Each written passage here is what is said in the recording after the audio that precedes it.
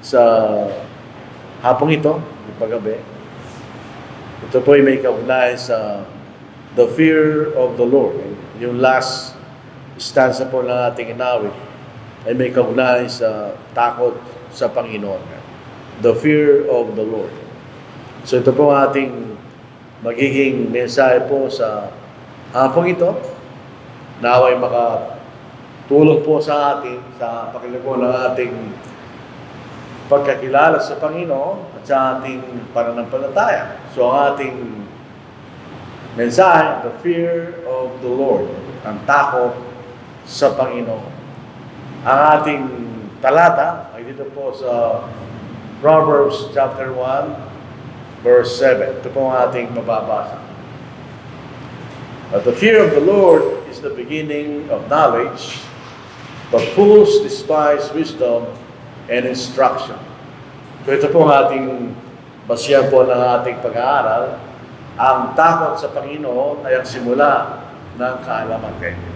The fear of the Lord is the beginning of knowledge. Yung po salitang takot, maraming kahulugan.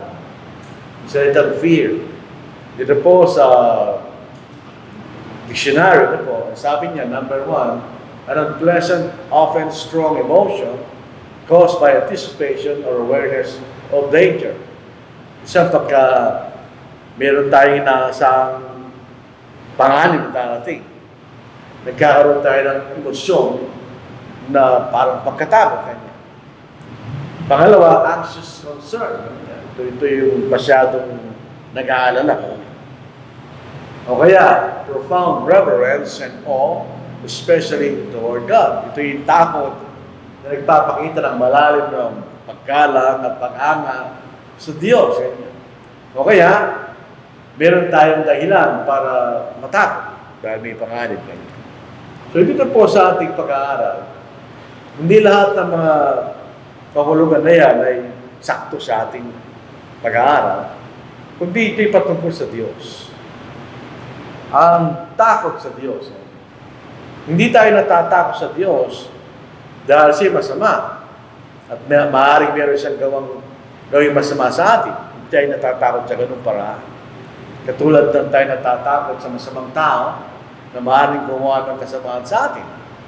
May ganung klaseng pagkatakot, hindi po yun ang ating pagkatakot sa Diyos. Ito yung parang pagkatakot sa ating mga magulang. Hindi tayo natatakot sa ating mga magulang dahil papatayin tayo ng ating mga magulang. Pero dahil meron tayong paggalang at respeto sa kanila. Kaya tayo sumusunod sa kanilang kalooban. Ganun din ang pag-aaralan natin tungkol sa Diyos. Ito yung pagkatakot sa Diyos.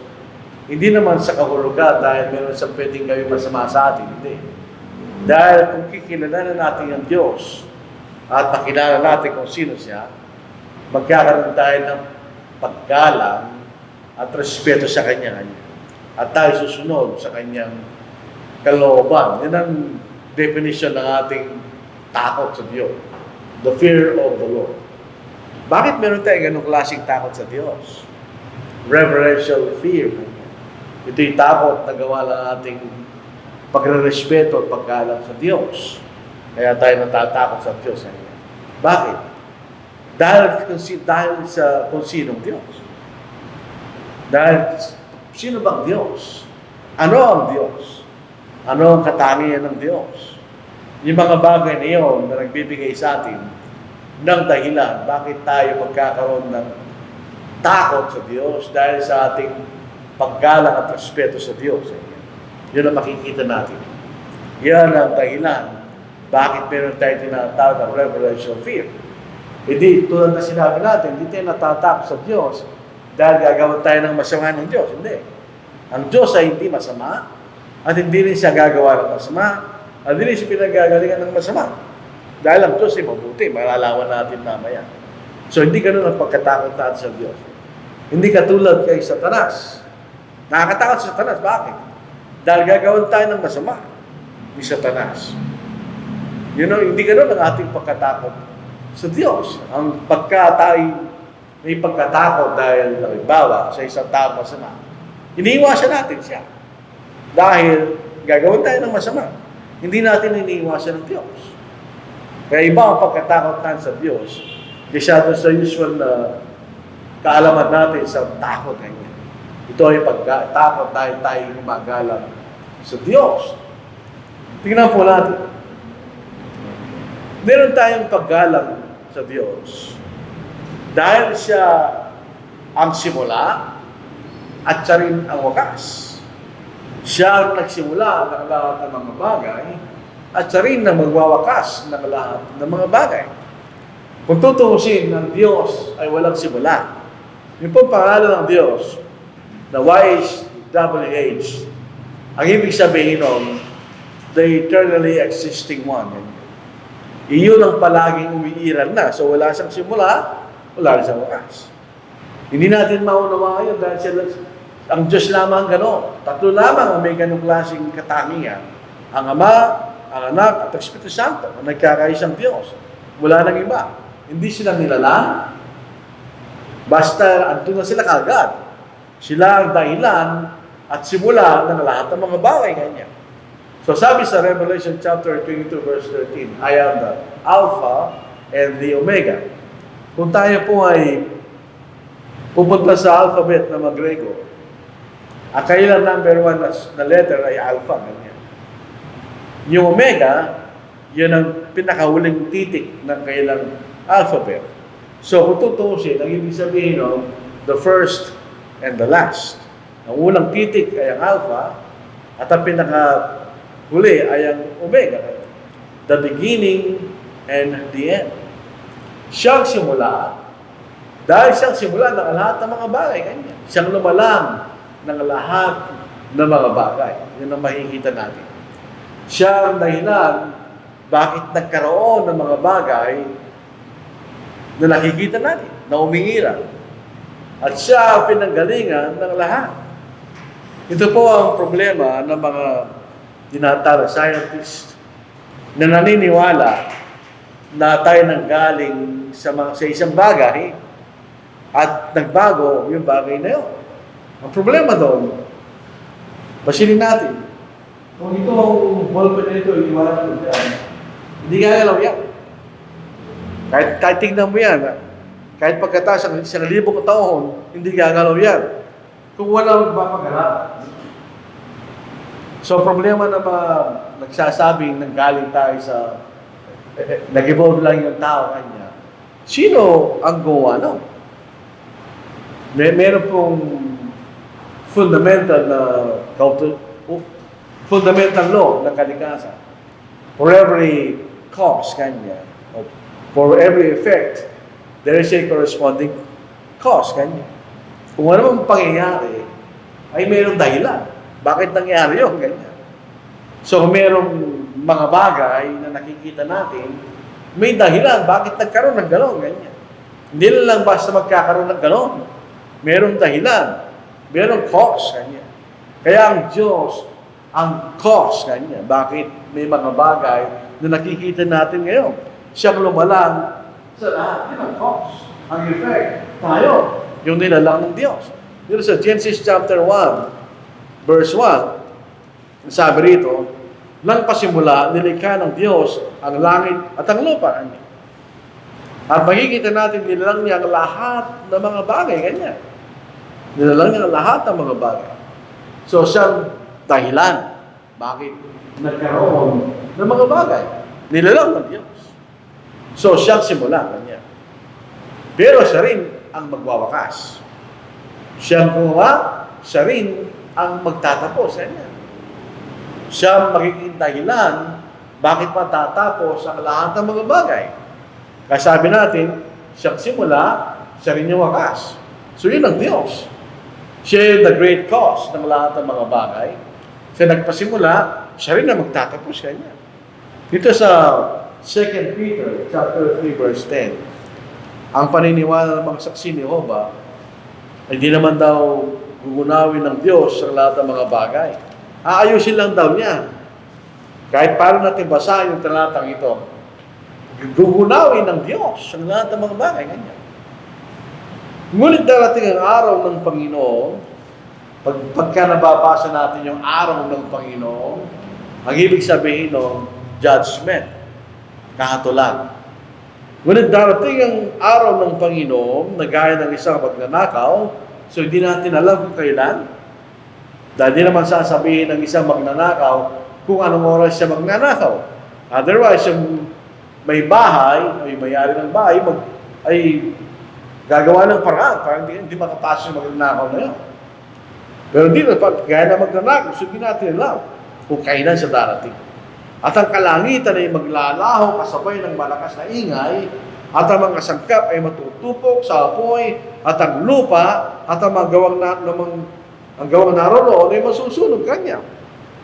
So tingnan niyo, siya ang dahilan ng lahat ng mga bagay. Siya rin ang magtatapos kanya sa lahat ng mga bagay. So anong makikita natin doon? Yung mga bagay na nakikita natin ay nagpapakilala kung sino gawa, anong klase gawa. Dito sa Awit, chapter 19. Awit 19 pala, hindi Awit chapter 19. Awit 19. Dito sinasabi sa atin, yung nakikita natin sa langit, yung araw, lalo na yung araw, yung kalawakan, yung bituin, etc. Nagpapahayag ng kalalatihan ng Diyos ang kalangitan. At ang mga gawa ng kanyang kamay ay niyahayag ng kalawakan. Nakikita natin yan eh. Kapag dito sa lugar natin, dahil masyadong maliwanag, hindi natin nakikita yung karamihan ng bituin dahil masyadong maliwanag. Pero kung pupunta ka sa baryo na walang kuryente, sa bukid na walang ilaw, makikita mo ang maraming bituin na hindi natin nakikita. At doon mamamangha ka. Nagpapakita ng kalalatihan ng Diyos. Sa araw-araw ay nagsasalita at gabi-gabi nagpapayag ng kaalaman. Paano sila nagsasalita? At paano sila nagbibigay ng kaalaman? Nagsasalita ba yung araw? Hindi naman. Pero pag nakita natin sila, meron silang sinasabi sa atin. Kahit hindi sila nagsasalita. Tuloy natin. Walang pananalita o mga salita man kanya. So paano sila nagsasalita? Pwede wala naman sila sinasabi. Anong sinasabi nila? Sinasabi ng mga bagay na nilalang ng Diyos kung gaano kagaling ang Diyos kanila. So, tinitingnan natin ang table na ito. Medyo maganda naman. Masusukat natin ang galing ng gawa. Kasi masisukat natin yung utak ng gawa ng table na yan. Yung building na ito, makikita rin natin. So, sabi ito rin natin. Ngunit, lumalaganap sa buong lupa ang kailang tinig kanya. At ang kailang mga salita ay hanggang sa dulo ng daigdig. Yung nakikita natin sila, bagamat di sila nagsasalita, meron silang sinasabi sa atin. Sinasabi na sa atin kung gaano kagaling ang gawa. Tuloy po natin. Sa kanya na naglalagay siya ng toda para sa araw kanya. Na dumarating na gaya ng kasintang lalaki, napapalabas sa kanyang silid at nagagalak gaya ng malakas na tao na tumatakbo sa takbuhan. Ang kanyang pagsikat ay mula sa dulo ng mga langit at sa mga dulo niyo ay ang kanyang pagligid. Walang bagay na nakukupli sa kanyang init. Ito isang bagay na nakikita natin. Ang araw siya may sikat, tapos nabulubog, ganyan. Araw-araw yun. Hindi nagbabago yun, ganyan. Siya nagawa lang. Kaya nga, dahil ang mga bagay na nakikita sa kalawakan ay meron kayo saan.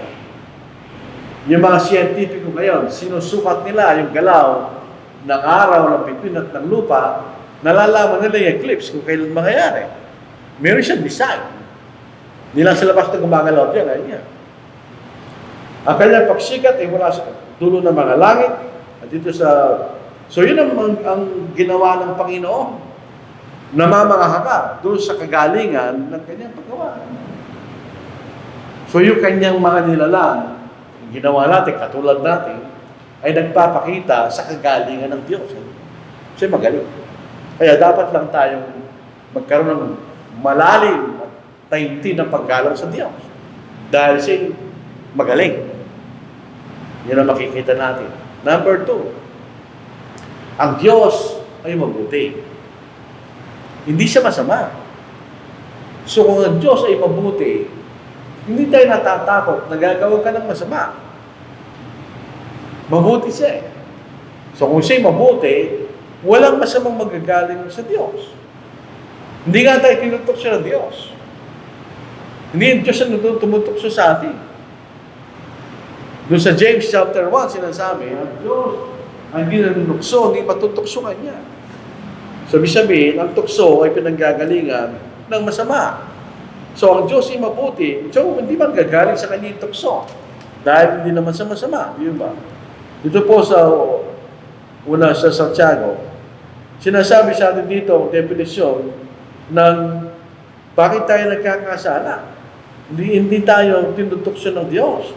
Dito sa James chapter 1 verse 13 at mga sumusunod, huwag sabihin ng sino man kapag siya tinutukso, ako ay tinutukso ng Diyos. Sapagkat ang Diyos ay hindi natutukso ng masasama at hindi rin naman siya nanunukso sa sino man. Ngunit ang bawat tao ay natutukso ng sarili niyang pagnanasa kapag siya ay nahihila at nakakit nito. At kapag pagnanasa yun ay naipaglihi, iti nangangarap ng kasalanan. At ang kasalanan kapag malaki na, ay nagbubuwan ng kamatayan, ganyan. So, hindi siya pinagagalingan ng masama. Dahil ang Diyos ay absolutely ay mabuti yan. Dito sa Matthew chapter 19, verse 17, meron isang mayamang binata na lumapit sa Panginoon. Mabuting guro, ganyan. Anong kinakailangan gawin upang makapasok ko sa kaharian ng langit, ganyan. Ang sagot ng Panginoon sa Matthew 19, verse 17, so he said to him, why do you call me good? Ganyan. Bakit mo tinatawag na mabuti? Ganyan. Alam niyo yung tanong yung pausap ng binata na mayaman. Mabuting guro. Bakit niya nasabi yun? Dahil nakita niya na ang Diyos, ang ating Panginoon, ay mabuti kanya. So ang sabi niya, ng Panginoon sa kanya, no one is good but one, that is God. So ito isang subtle na pagsasalita ng ating Panginoon na si Diyos.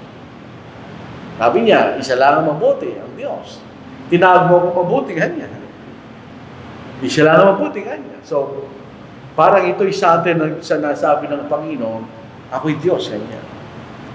But if you want to enter into life, keep the commandments. Ang dialogue nila yan, sinabi ng binata, ginawa ko na po yun mula sa aking pagkabata.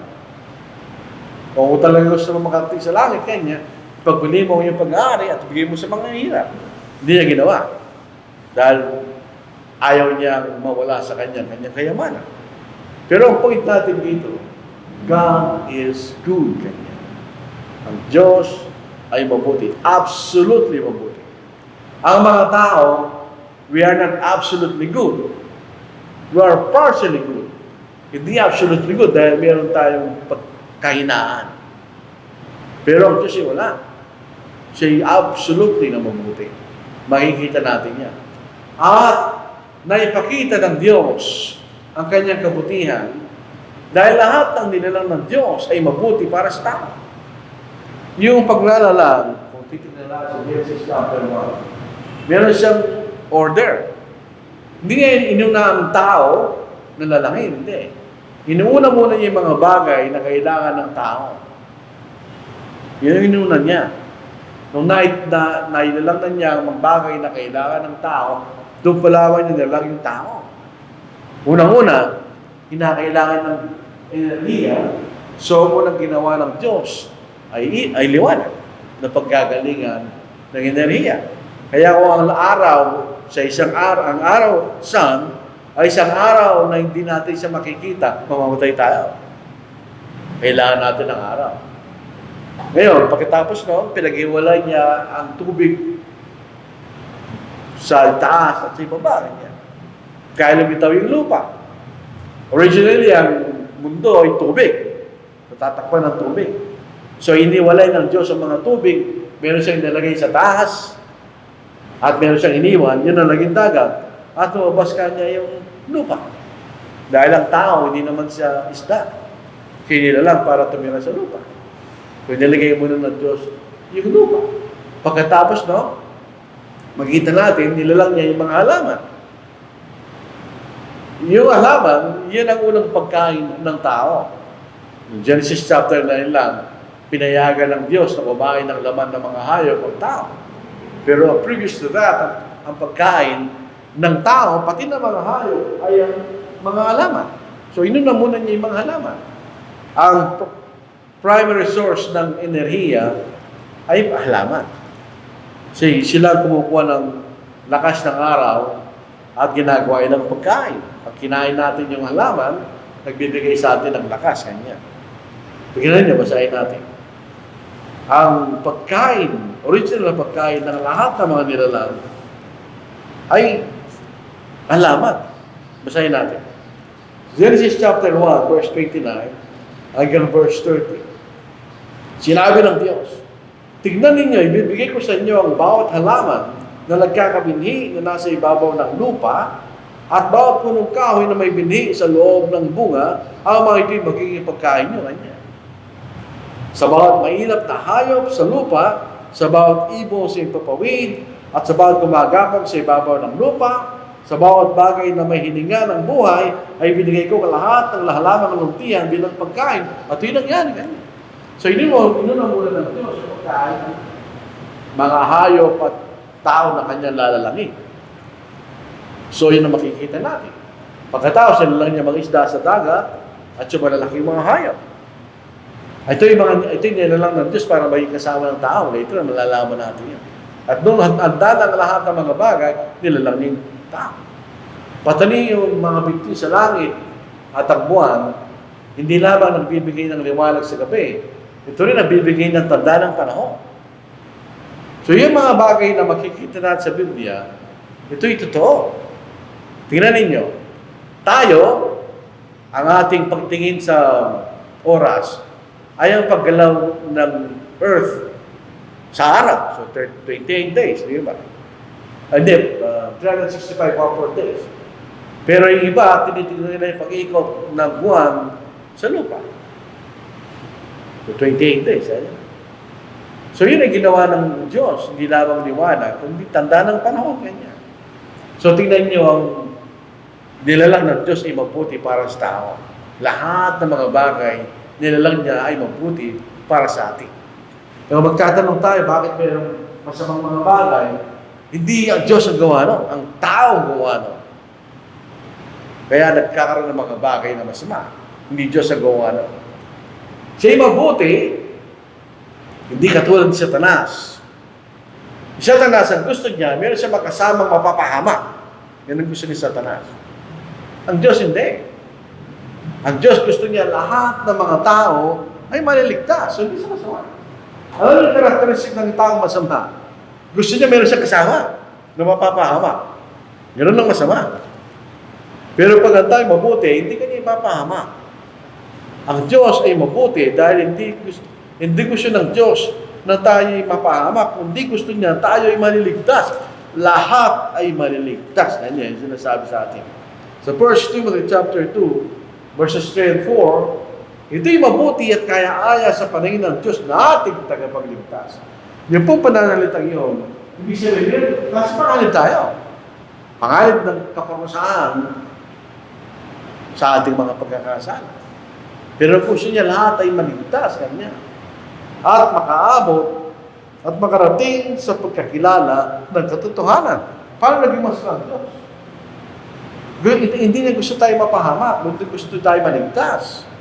Sa pangalawang Pedro, chapter 3, verse 10, verse 9, hindi niya gusto ang sinuman ay mapahamak kanya.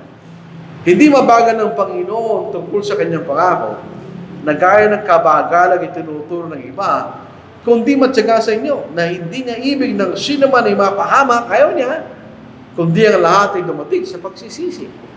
So, sino mo? Sabihin, hindi tayo dapat matakot sa Diyos sa parehong paraan na tayo natatakot sa masama dahil siya mabuti. Hindi tayo natatakot sa Diyos dahil gagawin tayo niya masama. Hindi. Ginagalang natin ang Diyos kaya tayo natatakot dahil siya mabuti kanya. Siya absolutely ay mabuti. Wala tayong makikitang masama sa Diyos. May mga bagay dahil sa ang Diyos ay mabuti, may mga bagay hindi kayang gawin ng Diyos. Hindi siya pwedeng gawa ng masama.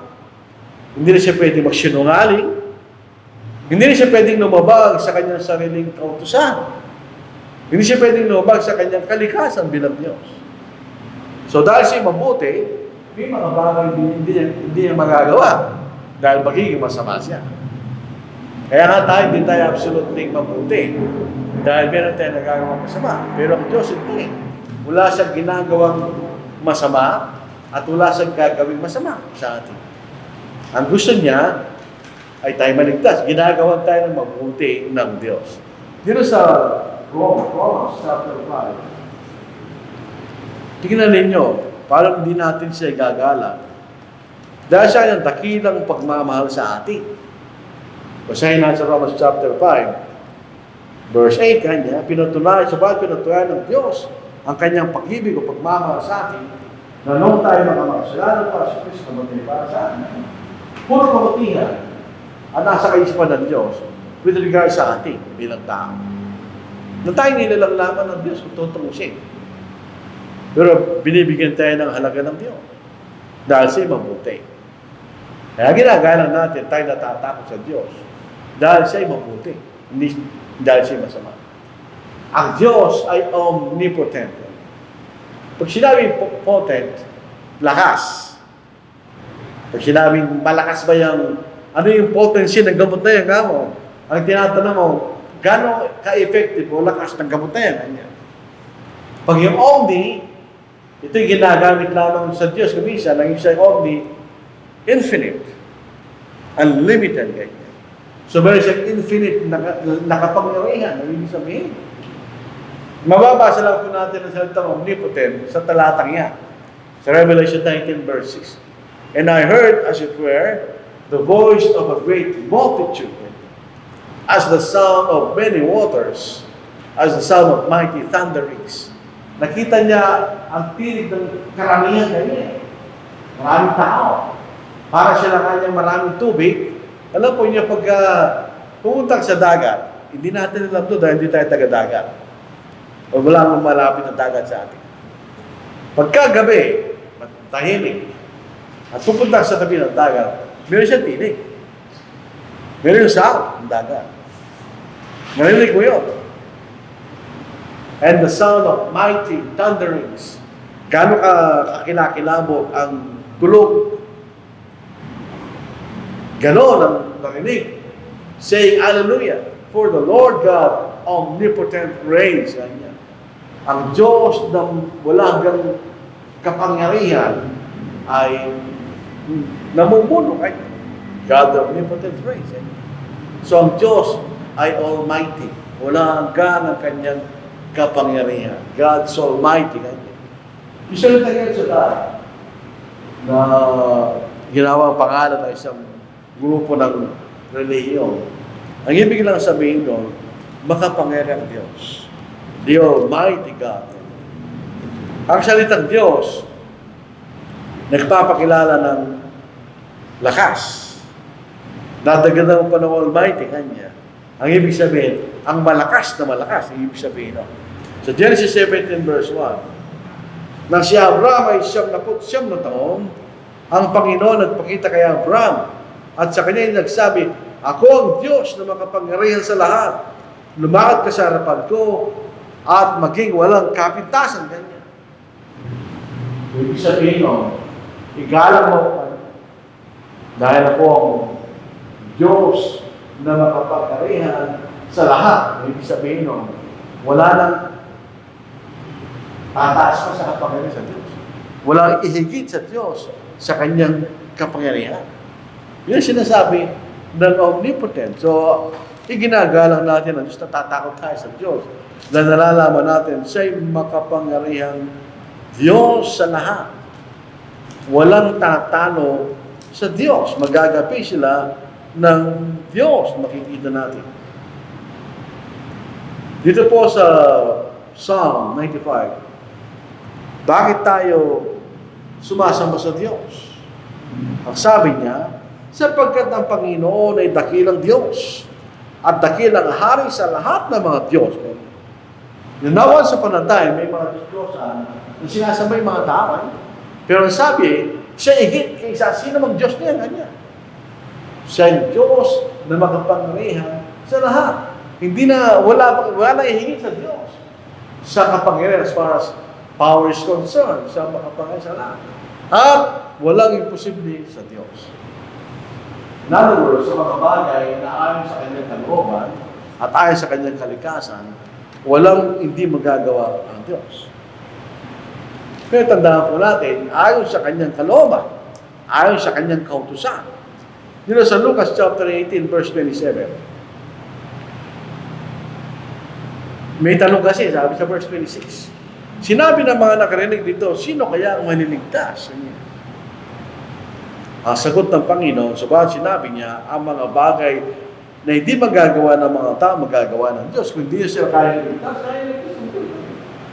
Walang imposible sa Diyos. Kahit ang pinakamasamang tao, pwede siya niligtas ng Diyos kung papayag yung tao niya, buksan ng kanyang kaisipan. Kung minsan, ina-abuso natin itong walang imposible sa Diyos eh. Halimbawa, meron tayong sakit na wala lang lunas. Mananalangin tayo sa Diyos, sabihin natin, iligtas sa pong taong ito.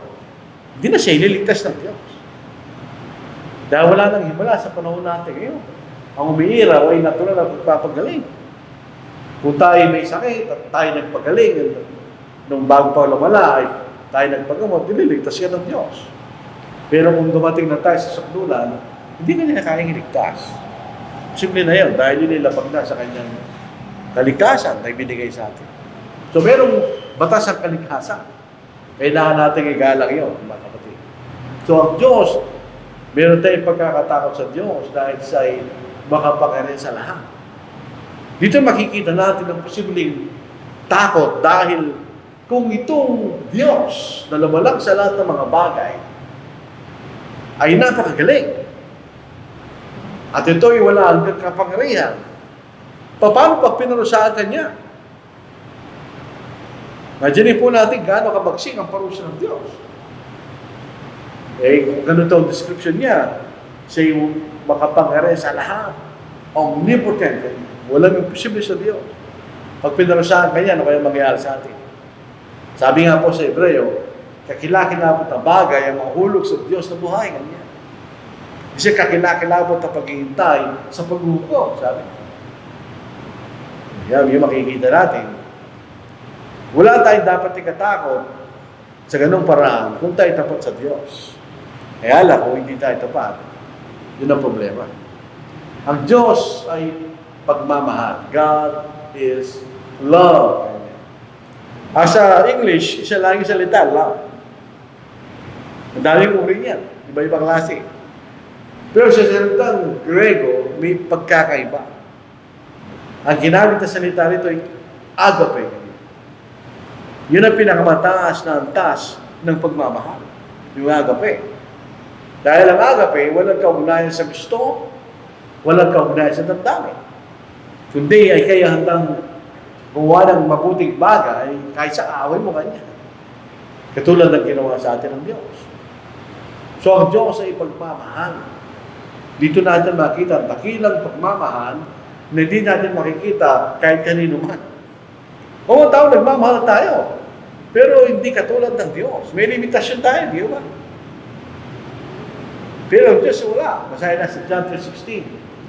For God so loved the world that He gave His only begotten Son, that whoever believes in Him should not perish, but have everlasting life. Sabi rito sa Tagalog, ganun na lamang ang dapat pagmamahal eh. Kaya sa lumang Tagalog, ganun lang pagsinta ng Diyos ang limutan na ibinigay niya ang kanyang bugto na anak, upang kung sinong sumampalataya sa Kanya, ay hindi mapapama, kundi magkakaroon ng buhay na wala hanggang ganyan.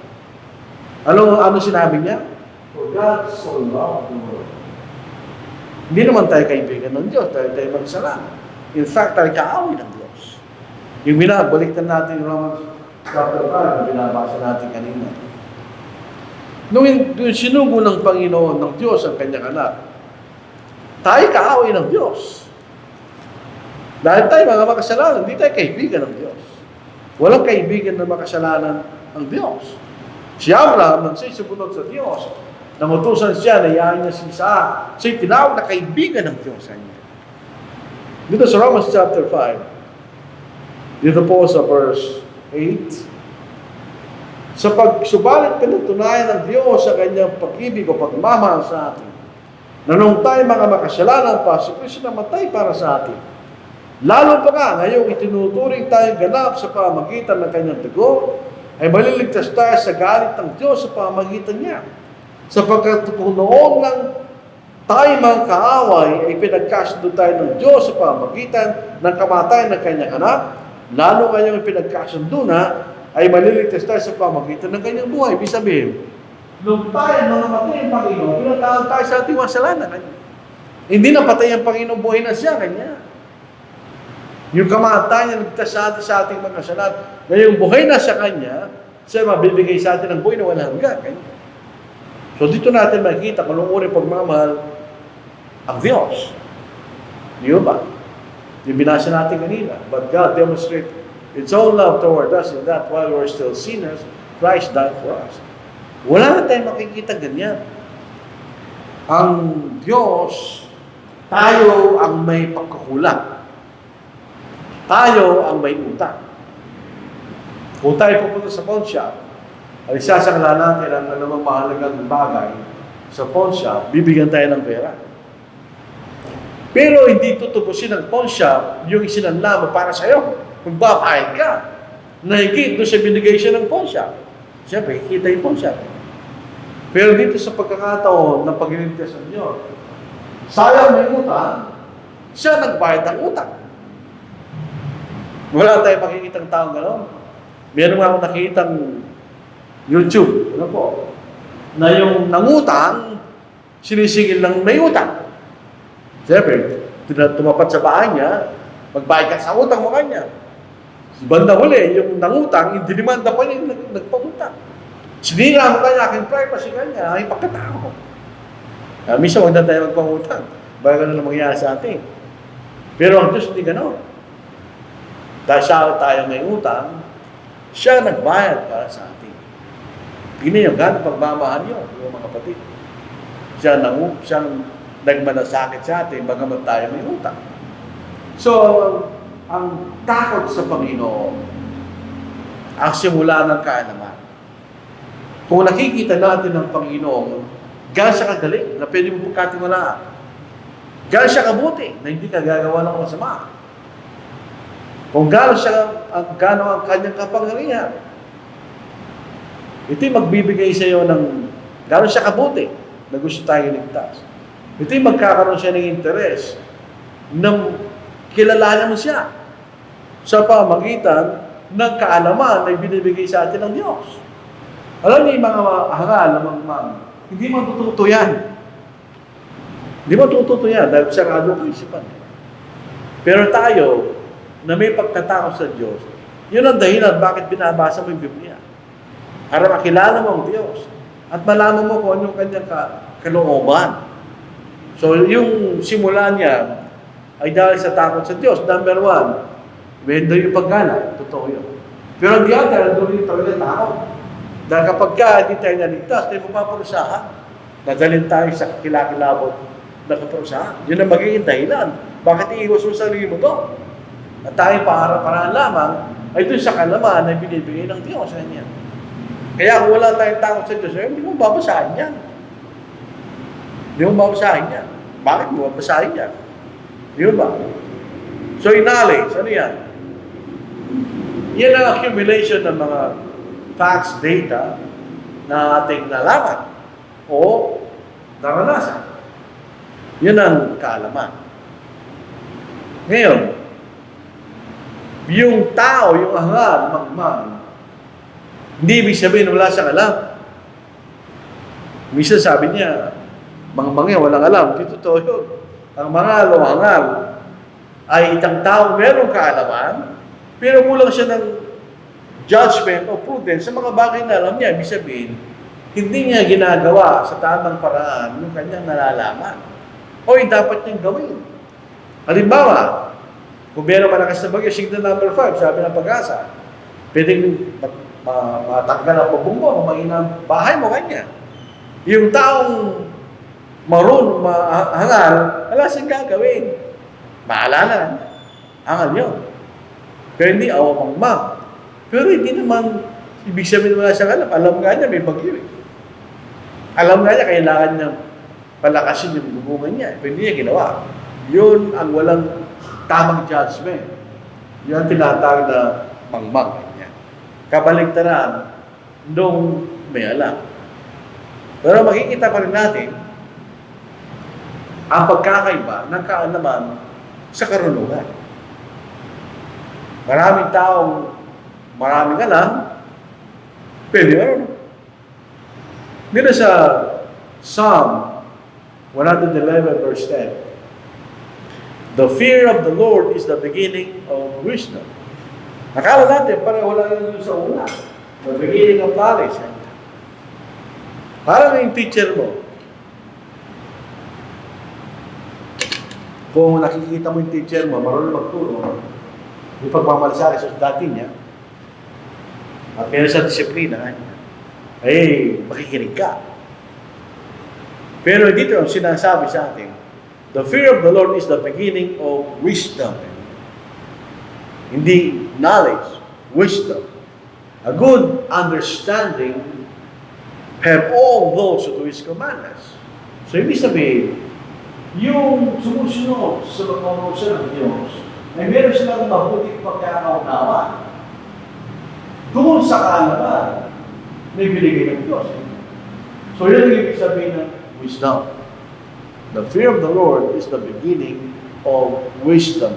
Minsan di natin alam ang pagkakaiba. Ano yung learned, wise, and knowledgeable? Magkakaiba yung tatlong yun eh. Knowledgeable, maraming alam.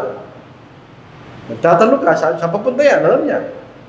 Pero yung wise, hindi lang meron siyang alam. Ang wise, yung wise kasi ngayon, yung mga taong nadadaya, wise yan nila eh. Hindi wise yun, scammer yun.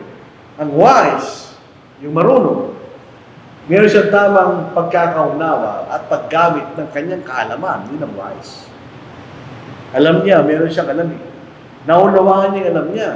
At pwede niyang gawin sa tamang paraan. Tamang aplikasyon ng kanyang kaalaman. Yun ang wise. Yun ang merong wisdom. Hindi yung meron ka lang alam.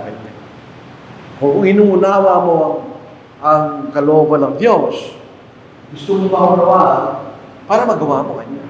Dito sa Efeso, chapter 5. Dito sa Ephesians, chapter 5. Ano po? Dito sa verse 18. O 7:18. O 17.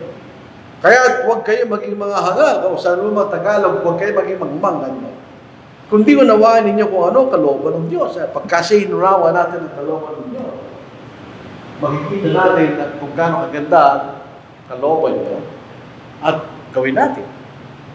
Yun makikita natin. The fear of the Lord. Dito sa Ecclesiastes 12:13.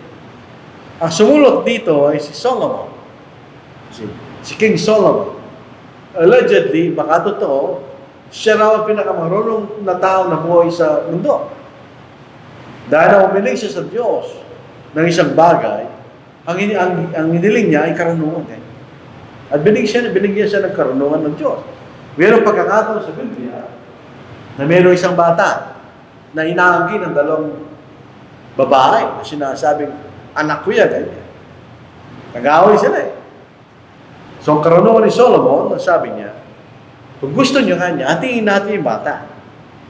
Yung kalahati sa iyo, yung kalahati sa kanya.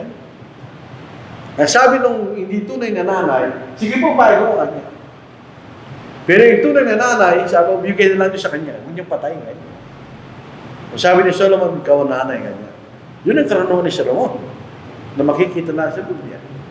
Pero sa gitna na, so, pwede na siyang pagkatiwalaan sa sinasabi niya. Ni Solomon, ang nagsulat sa Ecclesiastes, sinasabi, siya'y hari sa Jerusalem. Siya isang hari sa Jerusalem. Siya'y anak ni David. So, siya'y makapangyarihan. Siya'y mayaman.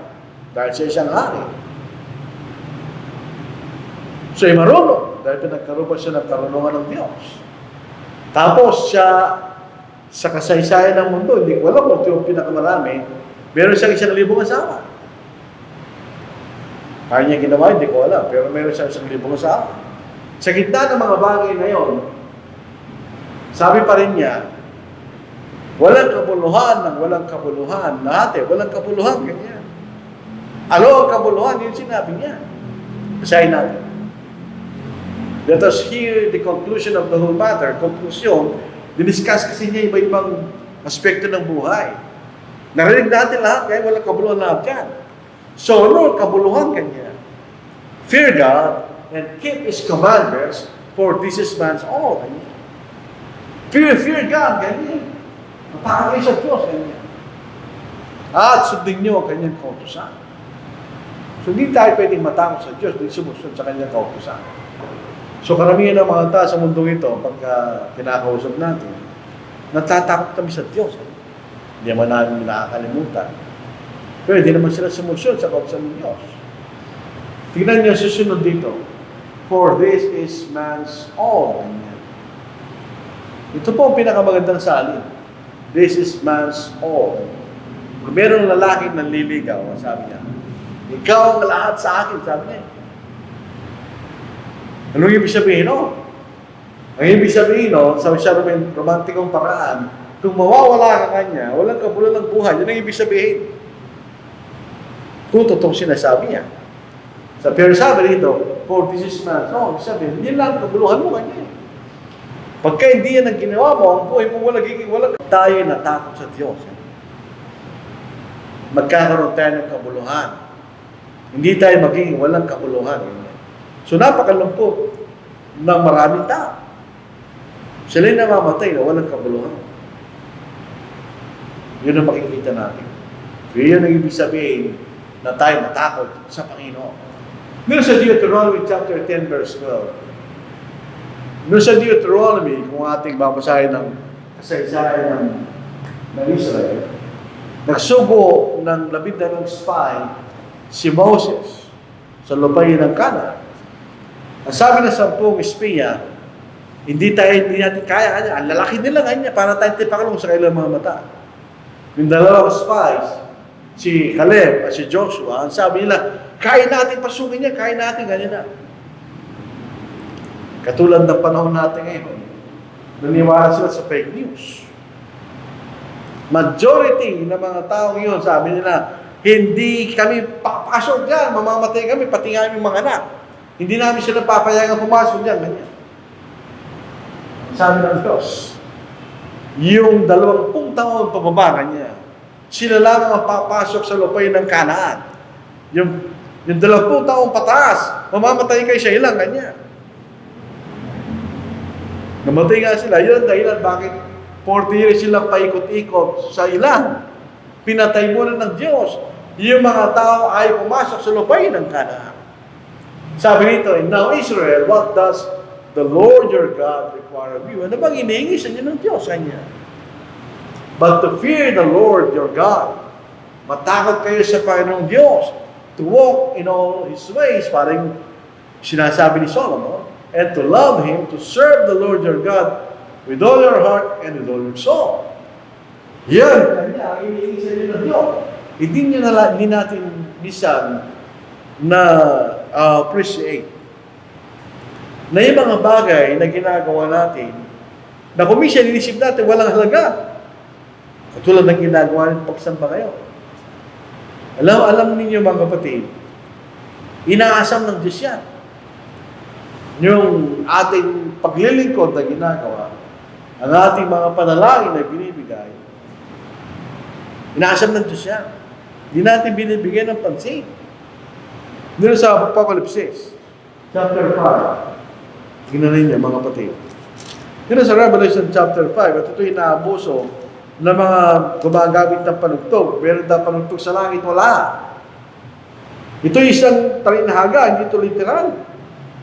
Sa Revelation chapter 5, verse 8, pagkakuha niya sa aklat, ang 4 na buhay at ang 24 na matatanda ay nagpatarapa sa harapan ng kordero ng bawat isa ay may alpa at mga mangkok na ginto na puno ng insenso. Isipin niyo, imagine natin.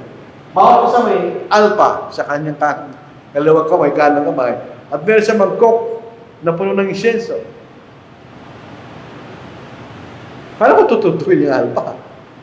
So, hindi sila literal na alpa, hindi rin literal na magkakot ng insenso. Pininawalag sa atin, ito na siyang panalangin ng mga panangan niya. So, tingnan ninyo, minsan na-underestimate natin yung panalangin, hindi tayo nananalangin, pero inaasam ng Diyos na tayo manalangin. Pakiusap sa Diyos. Bakit? Para kanyang alpa sa kanyang pandinig. Minsan, nandun po ako sa SM, sa Clark, merong tumutugtog ng alpa. 40% nakarinig ako ng alpa. Ang tunog ng alpa ay walang katulad. Talagang magandang pakinggan. Di ako huminto nga ako nakinig eh. Ang ganda ng tinig ng alpa. Tapos kanya, ang senso, ito yung mabango. Kanya, sa amoy ng bango ito ng ilong. Diyos, wala naman sa tingin katulad natin. Pero sinasabi noon, gusto ng Diyos yun. Kaya yun ang dapat nating isipin, mga kapatid. Hindi parang walang kwento itong ginagawa. Meron, pagka kahit na ilan lang tayo sa oras na ito, at nakikita tayo ng Diyos at sumasama sa Kanya, sino nagagala? Yun ang makikita natin, mga kapatid. Ang maglingkod tayo sa Diyos. Hindi walang kapuluhan yun. Makikita rin po natin, pagka meron tayong takot sa Panginoon at pagsisimula kang alamin ang kalooban niya at unawain ang kalooban niya at gawin ang kalooban niya, ikay maniligtas. At ikay magkakaroon ng buhay na wala hanggan. So, dahil bakit di ka maniligtas? Wala kang takot sa Diyos. Hindi ka nagbabasa ng Biblia, hindi mo inuunawa ang kanyang kalooban. Pero, pag meron tayong takot sa Diyos, sigurado ang ating kaligtasan. Sa Isaiah chapter 33 verse 6, wisdom and knowledge, but tinignan, di sila pareho, will be the stability of your times and the strength of salvation. The fear of the Lord is His treasure. Bakit nagpapakamatay yung tao? Hindi dapat gawin ng normal na tao yun. Pag nagpapakamatay, wala siyang stability ng kanyang kaisipan. Bakit mo gagawin niya sa sarili mo? Bakit tayo maging stable sa ating buhay? Ang karunungan at kaalaman na galing sa Diyos. Tandaan natin yun. Yan ang maging stability ng bawat sa atin. Na hindi tayo gagalaw, hindi tayo makikilos, tayo maging makatang. Kaya dalawa na yan. Sa 1 Corinthians chapter 15, verse 58, ito ang sinasabi ni Apostle Paul na sinasabi rin dito. Bagamat ilang daang taon o ilang libong taon ang pagitan nila. Pero sa sinasabi nila. Kaya mga kapatid, kung minamahal, kayo maging matatag. Ano ibig sabihin matatag? Pag ikay matatag, hindi ka ma-influensya ng anuman sa iyong paniniwala. Hindi makilos, kahit ano mangyari sa'yo, hindi ka aalis kanya. Wala yung aso kanya. Stay. Hindi siya alis. Kahit anong mangyari, hindi siya alis. Na laging sagana sa gawa ng Panginoon, yaman na nalaman ninyo na hindi walang kapuluhan, ay tumasa ng Panginoon. Gusto natin maging stable ang ating panahon, ang ating buhay kanya. Kaya sa karunungan at kaalaman na binibigay ng Diyos. And the strength of salvation. Ito rin ang galing sa karunungan at kaalaman, galing sa Diyos. Kanya. The fear of the Lord is His treasure. Yan ang kayamanan mo sa buhay kanya. Ang pagkatakot mo sa Diyos. Sa wala, yung mga tao walang takot sa Diyos, wala silang tunay na kayamanan. Pero tayo na natatakot sa Panginoon, alam natin ang karunungan at kaalaman. Hindi tayo perfectong mga tao. Pero, kaya nga tayo dapat naligtas eh. Pero ito'y magiging dahilan bakit tayo maliligtas. Ito'y galing sa pagkatakot sa Diyos. Kaya magkakaroon tayo kaligtasan. Ito rin ang dahilan bakit tayo sumasamba, taglilingkod sa Panginoon. Dahil sa ating paggalang sa Diyos. Dahil siya'y mabuti, siya'y magaling, siya'y makapangalan sa lahat, siya'y merong absolute na pagmamahal sa atin. So nararapat karampatan na ibigay natin ang kakayahan ng na may magbibigay natin sa paglilingkod sa Diyos. Pag mahirap tayong sumamba, may dahilan yun. Dito sa Revelation 14 verse 7, saying with a loud voice, fear God and give glory to Him, for the hour of His judgment has come, and worship Him who made heaven and earth, the sea and springs of water. Fear God and give glory to Him. Magbibigay tayo ng kalalatihan sa Diyos. For the hour of His judgment has come, to any time, and worship Him. Sabayin natin siya. Who made heaven and earth, the sea and springs of water. So ano ba yung nakita mong sa kanyang ginawa? Magaling ang ginawa ng Diyos. Mabuti para sa atin ang ginawa ng Diyos. Kaya dala ng karampatan lamang tayo matakot, magbigay ng kalalatihan at sumamba sa Kanya. Dahil sa paggalang natin sa Diyos. Reverential fear na sinasabi natin kanina. At tayo lalago sa lahat ng mga bagay na ginagawa natin, sa ating pagkatananampalataya, etc. Kung meron tayong pagkatakot sa Diyos. Tingnan niyo sa Acts chapter, nung unang simula ng iglesia sa Aklat na Magawa. Bakit sila dumami? Dumami sila eh. Ito ang dahilan. Then the churches throughout all Judea, Galilee, and Samaria, ito yung buong lampay ng Israel, and peace and were edified, and walking in the fear of the Lord, and in the comfort of the Holy Spirit. Tingnan niyo dalawa. Fear of the Lord, comfort of the Holy Spirit. They were multiplied. Sila ay dumami. Meron tayo takot sa Panginoon. Pinapangarap natin ang Kanyang salita. Dahil tayo ka magagawa ng Diyos. Katulong niya sa pagliligtas ng kaluluwa niya. Kaya dumami po yung mga tao noong unang panahon. Pero bakit napakahirap pag-aralan ang banal na salita? Pagka may mga tao, sila'y bookworm, nagbabasa sila ng maraming aklat. Pero pagdating sa Biblia, bakit nahirapan sila magbasa o pag-aralan? Bakit nahirapan tayo sumamba sa Diyos? O ipangalan ng Evangelyo o sumunod sa Diyos? Walang takot sa Panginoon. Yan lang po sagot dyan. Walang takot sa Panginoon. At ito ang ating panghuling talata. Ito ang nakakatakot. Kasi dalawang itsura ng Diyos.